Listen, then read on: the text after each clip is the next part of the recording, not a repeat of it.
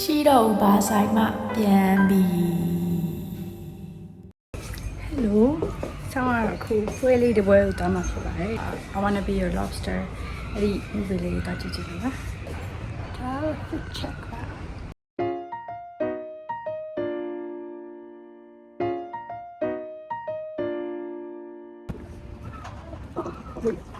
The fuck is wrong with my hair? It's okay, it happens.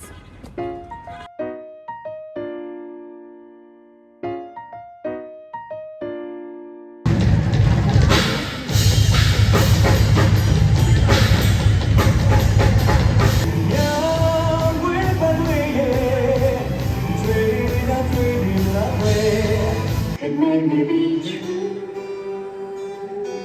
could make me be blue.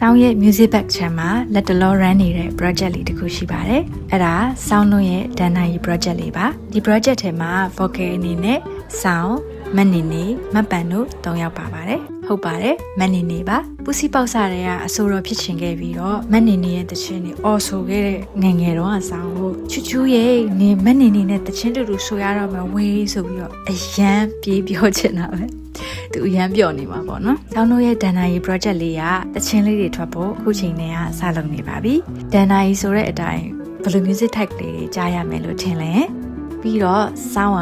ကလောလောဆယ်အဖွဲ့ထဲမှာအငယ်ဆုံးနဲ့ဝါသနာအရင်ခံလေးဖြစ်နေပါသေးတယ်။အဲဒါကြောင့်ဒန်နာရီအဖွဲ့သားတွေကဆောင်းအတွက်တစ်ခုစဉ်းစားပေးခဲ့ကြပါတယ်။အဲဒါကတော့ဆောင်းတို့ရဲ့အကိုကြီးလောကပါလာရဲ့ပဲ့ကိုင်ရှင်ကိုထက်အားကဦးဆောင်ပြီးတော့ဆောင်းရဲ့ music journey ကိုခြေဆက်နိုင်အောင်လို့ရန်ကုန် music center ကိုခေါ်လာခဲ့ပါတယ်။ရန်ကုန် music school ရဲ့ပဲ့ကိုင်ရှင်ဆောင်းတို့ရဲ့ဆရာကြီး pianist ဆရာမိုးနိုင်နဲ့ဆွေးနွေးပြီးတော့ဆောင်းအတွက်လိုအပ်နိုင်မဲ့ music class တွေတက်နိုင်ဖို့ဆရာကြီးကစီစဉ်ပေးခဲ့ပါတယ်။ဆောင်းအခုဆိုရင်ရန်ကုန် music school မှာလိုအပ်တဲ့ class တွေကိုစတက်နေပါပြီ။ class တွေမတက်ခင်ကညဆိုလို့ရှိရင်